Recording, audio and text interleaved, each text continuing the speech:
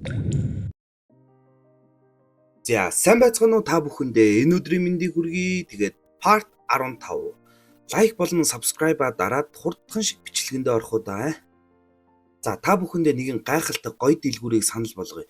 Шижир компьютер заяа. Шижир компьютер нь Солонгос улсад байрлах 3 том брэнд үйлдвэрээс албан ёсны эрхтэй шууд нийлүүлдэг бөгөөд бүх парт цоо шинээрээ лацтайгаа ирэхээс гадна парт тус бүрдээ 3 жилийн баталгаа хугацааг олгодгороо давуу талтай юм аа. Жишээ нь та шижрээс компьютер авлаа гэхэд таны компьютерт элдв лац тэмдэг наахгүй шууд 3 жилийн туршид хүчинтэй байх хугацаанд эвдэрч гэмтсэн тохиолдолд бүх партаа үйлдвэрийн баталгаагаараа цоо шинээр дахин солиулаад авах боломжтой Монголдо цор ганц дэлгүүр юм. Үйлдвэрийн захиалга авдаг болохоор мэдээж одоо үйлдвэрлэгдэж буй 50 сер график карттай хамгийн сүүлийн үеийн процессор л гарна шүү. За тэгээд дэлгэрэнгүй мэдээллийг шижир гэх пэйж хуудасаар эсвэл 88-3 9212 дугаараас холбогдсон аваарай. Шижир компьютер. За цоо шинэ хүчийг олж авсан Наруто гарцаагүй хөх гэж байсан Гай багшийг аварж гайхалтай эргийн ирэлт хийсэ. Тэр шууд даяанч төрхөнд орох бав бүх сүлд мангасуудын хүчтэй хамтарснаар дөрвөн сүлдийн хүчийг шингээсэн лаван расен шүрикэн гарган Мадараа руу дайрнаа. Тэр бүр Мадараагаар ч зогсохгүй ариун модыг тас завчин хайдаг. Гэтэл Мадараад намайг өөртөө шингээ гих чимээ сонсогдсноор Мадараа ариун модыг өөртөө шингээхэд итгэмээргүй хүчтэй болсон байдаг. Наруто энэ бүхэн ийм амар дуусахгүй мэдэн аавынхаа кунаг амандаа зууж бэлдэх бол нөгөө талд Сасуке мөн сэргсэн ба Тобирамаг нөгөө хар саванадаас нь суллаад өөрийгөө Наруто дээр шилжүүлж өгөхийг даатгадаг. Тэрийг нь мэдэн Наруто аавынхаа тамгатай кунаг өөртөө байлгаж байгаа нь л юм. Ялтчгүй хамгийн дотны хамтрагч гэсэндээ Сасукегийн хөдөлгөөний хүртэл таамаглаж Мистер Райжи тэмдэг тавигдсан кунаг хүртэл бэлдээд л сул дорой мангардуу байсан жаал үнэхээр л том болсон байдаг. Нарутогийн шинэ хүч нь 6 замын даяанчтай адилхан даяанч хүч бөгөөд мэдээж түүний дотор бүх 9 сүлд мангасуудын хүч ч мөн байгаа ба Наруто бүр өөрөө үнний бөмбөг гэх 6 замын даяанчи хэрэгэлдэг бөмбөгч хүртэл үүсгэсэн байдаг. Харин нөгөө талд Сасуке харин 6 замын даяанчаас хүч авсан түүний Рининганыг сэрээсэн байдаг. Гэхдээ Мадараагаас хэд дахин хүчтэй байх шалтгаан нь түүний Рининган нь Шаринган туслуудтай байдаг. За тэр эцсийн тулаанаа түүний эсрэг хийхээр хамтдаа зогсож буй энэ Мадараагийн эсрэг шиноби ертөнцийг хамгаалах тэд Наруто шууд нэг сүлд мангасын хориглох хүчээр Расенган үүсгэх бол Сасуке Рининган цорилсан асар хүчтэй удирдлагатай хард Чидори үүсгэн тэд шууд Мадараагийн хоёр талаас зэрэг дардаг. Сасукегийн Ринингааны хүч нь юмсыг өөр хооронд нь байрыг нь солих чадвартай юм бэ лээ. Нарутогийн хэрэгэлсэн хориглох Расенганд яалтчгүй хоригдсон боловч Мадараа зугатаад чаддаг. Гэвч яав гэсэн чинь Мадараагийн Риннинган нь 10 сүлтийн жинчүрикэ болсноор лимбо гэх шин техниктэй болсон нь үл үзэгдэгч өөрийнх нь хувилбар байдаг. Нарутогийн хоригт техник тэр хувилбараа л үлдээгээд өөрөө зай аван шууд Какаши дээр очин түүний Шаринганы булааж авдаг. Тэгээд шууд Камуг ашиглан Обитогийн байгаа нөгөө хэмжээст рүү шилжин ордог. Учир нь тэр нөгөө нүдээ авахгүй бол мөнхийн Цукиёми хэрэглэх боломжгүй шүү дээ. Харин нөгөө орон зай Сакура Обитод байгаа Рининганыг сохлох гэ зориг нь хүрэхгүй чичрээд л зогсож байхад Мадараа гарч ирээд шууд Сакура руу дайрахад нь Обито амжиж түүнийг шилжүүлж чаддаг. Гэвч Мадараа Обитог барьж авах ба түүнд бүгдийг хэлнэ. Ер нь бол Мадараа бүр анхнаасаа Обитог ашиглах төлөвлөгөөтэй байсан ба түүнийг ашиглахын тулд сэтгэлийн харанхуй дунгааж үзэн ядалт болон өөрийн төлөвлөгөөндөө ашиглах л байсан. Учир нь Обито багаасаа бусдад тусалдаг сайхан сэтгэлдээ нэгэн байсан. Тэр хэмжээний их хайр байхад нь тэр хэмжээний үзэн ядалт болгон хувиргах маш том боломж л гэж харсан байдаг. Бүр анхнаасаа бүгдийг төлөвлөж Обитог тэнд гэмтэн авч үлдсэн ба түүний зүрхэнд хараалт тамга суулгаж өөрийн хүүхэлдээ болгосон байдаг. Тэгээд зогсохгүй Ринд мөн зүрхэнд нь хараалт тамга суулгаж мөн хүүхэлдээ болгож ашигласан ба нөгөө нууц ман тосгоны Ринийг хулгайлж 3 сүлд мангасыг хамгалсан биш анхнаасаа бүгд Мадараагийн төлөвлөгөө байсан байдаг. Тэгж Обито гүн харанхуй ангал руу унгааж өөрийн төлөвлөгөөг хэрэгжүүлсэн л ер нь энэ. Рим мөн өөрийн тамга болон амиа Какаши цүлбүүлж арилгаж өөд болсон бол Обито харин өөртөө тамга байгааг мэдэн аз туршин Какашитай хийсэн тулаандаа зүрхээ сүлбүүлж тэр тамгыг устгуулж 10 сүлтийн жинчүрикэ болж амьд гарсан байдаг. Тэгээд бүгдийг нь хэлж Обитод бүр мөсөн цөхрөл дунгааж өөрийн Рининганыг буцааж авдаг. Харин Наруто хувилбараа гарган Мадараагийн лимбо хувилбарыг хорж үлдээгээд нөгөө хэд дээрээ очих бол Шаринганаа алдаад цохорсон Какашиг би нэг үзээд үе гээд гараа түүний нүдэн дээр тавихад л түүний нүдийг ангаах ба бүр зүгээр нүдтэй болгож өгсөн байдаг. Тэр гурвыг харсан Какаши өмнөх үеэ эргэж бодон ямар гайхалтай хүүхдүүдийн багшинд болчих воо хэмээн хэсэг амарч идэг шүү. За тэгсэн бүрэн дүүрэн хүчтэй Мадараа гарч ирэх ба Обито бүрэн удирдлага хар зэцүүд алдсан байдалтай байдаг. Харин манай хэд 7 дугаар баг бүрэн бүрэлдэхүүнээрээ тэдний эсрэг тулдахаар л болдог. Сакура шууд 100 эмчилгээний жицүү хэрэглэн бэлэн байдалд ороход Мадараа бүтэн Рененгата болсон болохоор түүний лимбо хувилбаранд бүр дөрвөн ширхэг болсон байдаг. Мадараа шууд хэд хэдэн аврах солир тэдэн рүү унгаж цаг хожим улаан сарны урд очиход түүний 3 дахь нүдэн сэргэж тэр мөнхийн Цукиёми жицүү хэрэгэлдэг. Энэ нүд нь сартай шууд холбогдсон сарн дээр Шаринган туслуудыг ил гаргах ба дэлхийн бүх хүмүүсийг мөнхийн ген жицүүд оруулдаг. Үүнийг мэдсэн Сасукес өөрийн Сусаноогоор нөгөө хэдийг бүрэн хамгаалж амжиж сарны нүд гэх ген жицүүгээс мултарч чаддаг. Гэсэн ч дэлхийн бусад бүх хүмүүс тэр жицүүд өртөн ариун модонд хүлэгдэгэ.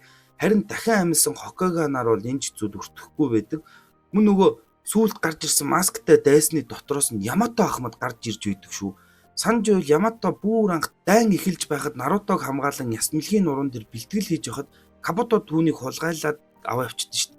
Түүнд 1-р Хокагийн жицүү байгаа болохоор түүгээр цагаан зэцэг улам боловсронгуй болгож ашиглаж л байсан байдаг. Ямато гарч ирэл 3-р Хокагийг харан уйлах гэж байтал шууд л нөгөө жицүүнд нь өртөөд хүллэгдээд ер нь алга болчдөг. За хүн бүр өөрийн мөрөөдлийн ертөнцөө зүүдлэн тэндээ аз жаргалтай айл байдаг.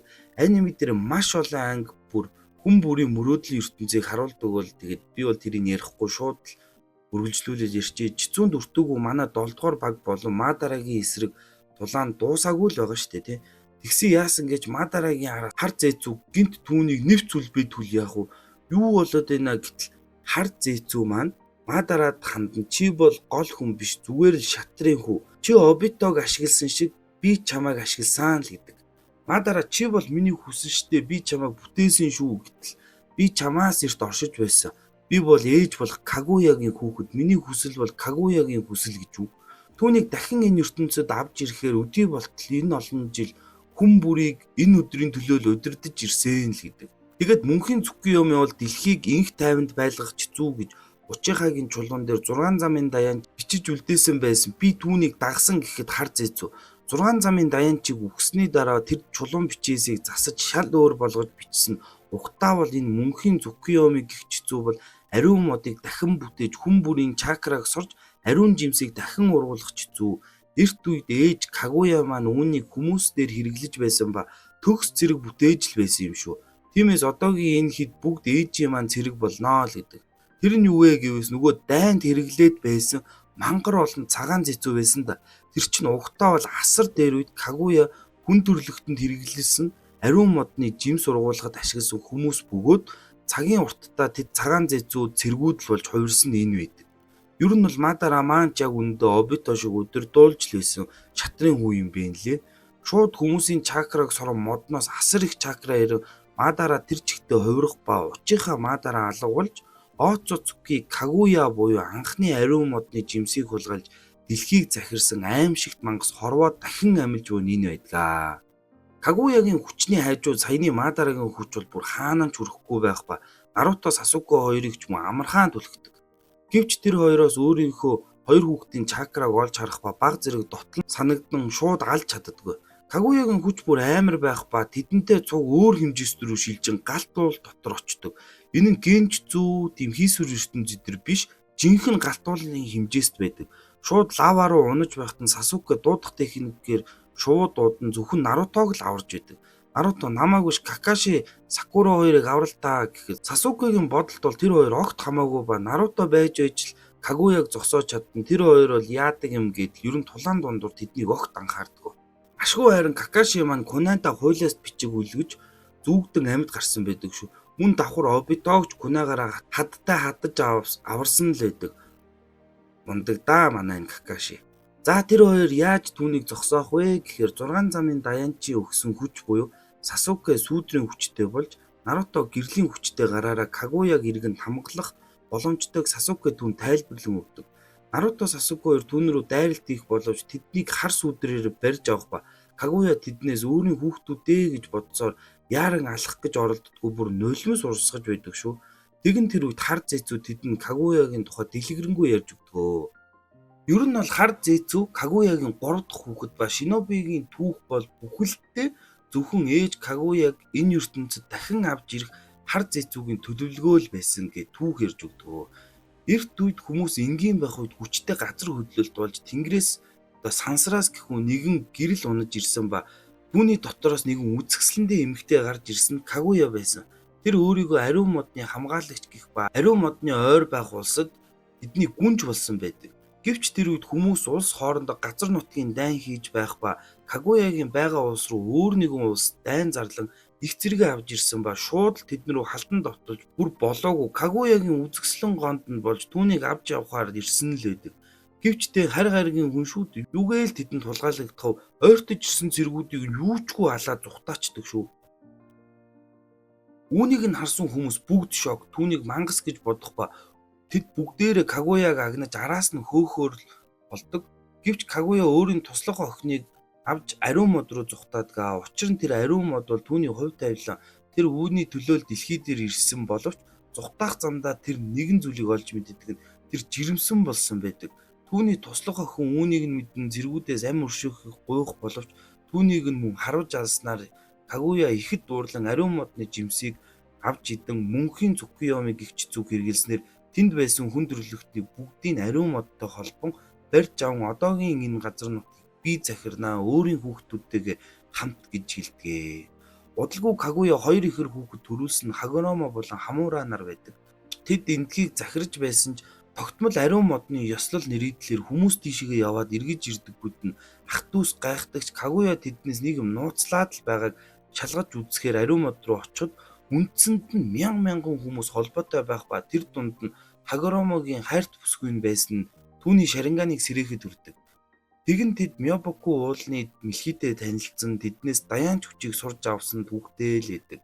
Учир нь ээжийнхээ бүх үнэн олж мэдсэн тэр хоёр хүчтэй болж ээжийнхээ эсрэг зогсож хүмүүсийн үхлийг зогсоох ёстой л гэж шийдсэн учраас тэр. Тэгэн тэр хоёр ээжтэйгээ тулалдаж тэндээс Хагоромо Ренинганаас ирээд чадсан ч Кагуя хүүхдүүдэд хувааж өгсөн ариун модны чакрага буцааж авахар шийдэн өөрийнхөө төлөө ариун модыг 10 сүлд болгон хувиргаж тулаанд оруулсан байдаг. Угтаа бол ариун мод чакрага алдсандаа галзуурч 10 сүлд болсон биш Кагуягийн хүслээр түүнийг хамгаалахаар 10 сүлд болсон л гэсэн үг. Тэгээд тэдний тулаан олон сар хоног үргэлжилсэний дараа эцэст нь тэр хоёр ээжийнхээ хүчийг даван гарч түүнийг тамгалан хорж чадсан ч Кагуя өөрийн сүүлчийн хүчээ шавхан хар зээцүү бүтээж нууцаар тавьж амжсан байдаг.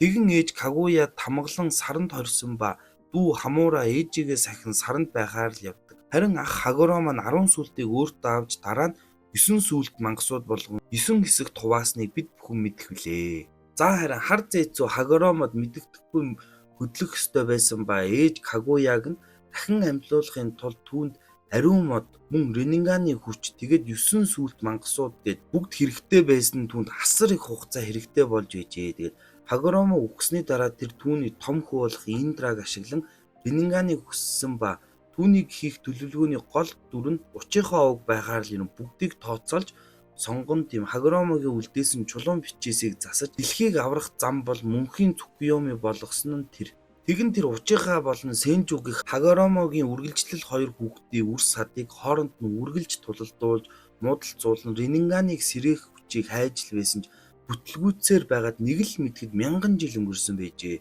Гэвч хойд дүрээр Хаширама болон Мадара нар тодрох үед гарцаагүй Мадара чадна гэж мэдсэн ихний алхам болж өгсөн. Гэвч Мадара Хаширамад ялагдсан ба Мадарач яггүй амьтан байсан харагддаг. Тэр Хаширамагаас хазан түүний махыг нь аваад өгсөн ба Тобирама түүний цогцыг нь нууц газар оршуулна гэдгийг нь мэдээд өөрийн нэг нүдээрээ Изанаги ашигласан ба гэхдээ шууд тэр дороо идэвхжих биш хэд хоногийн дараа идэвхжихээр тохируулан амьд гарч Хаширамагийн эд эсийг бүүлчин гаргаж өөртөө суулгаж Ренинганыг сэрээсэн байдаг. Тэгэн тэр Гэдо хөшөөг дуудан Хаширамагийн эсийг хөшөөгөөр дамжуулан хувирах гэж оролдсон хар зээцүү жаахан тусламж өгж өмнөх үеийн нөгөө Кагуягийн мөнхийн Цукуйомигоор барьж авсан асар олон хүн 1000 жил өнгөрсний дараа цагаан зээцүү болсон байсныг нь түүнд гаргаж өгчээ. Тэгэн тэр өөрийгөө Мадарагаар бүтээлгсэн мэт харагдуулж дараагийн алхам болох Обитог ашиглан сүлт мангасуудыг цуглуулах ажилд орсон л байдаг. Тэгэн тэр Акацукиг үүсгэж Кабутод Мадарагийн цогцыг өгж дайн эхлүүлж энэ бүх хүм болсны эцэс тэгээд тэр төлөвлөгөөгөө биелүүлж ээж Кагуяг дахин энэ ертөнцид амьдуулсан энэ байдаг. Аяа бүр нарийн бүх юмдыг төлөвлөсөн асар олон мянган жил харанхуугаас шиноби ертөнцийн түүхийг бичсэн оршихуй бол энэ хард зэцүү байсан байдаг шүү. За тэгээд энэ үргээд энэ удаагийн бичлэгээ өндөрлөе. Тэгээд та бүхэн шинэ үеийн хүчтэй компьютер авахаар хайж байгаа бол ямар ч эргэлзээгүйгээр шижир компьютер дэлгүүрийг сонгоорой. Баярлалаа. Одоо ганцхан парт ороод Наруто цуврал маань бүр мөсөн дуусгар болж байна. Тэгээд мөн ч гайхалтай зохиол юм да. Тэгээд бичлэг таалагдсан бол лайк болон subscribe-аа заавал дараарай. Мөн donation хийж намайгаа дэмжээрэй.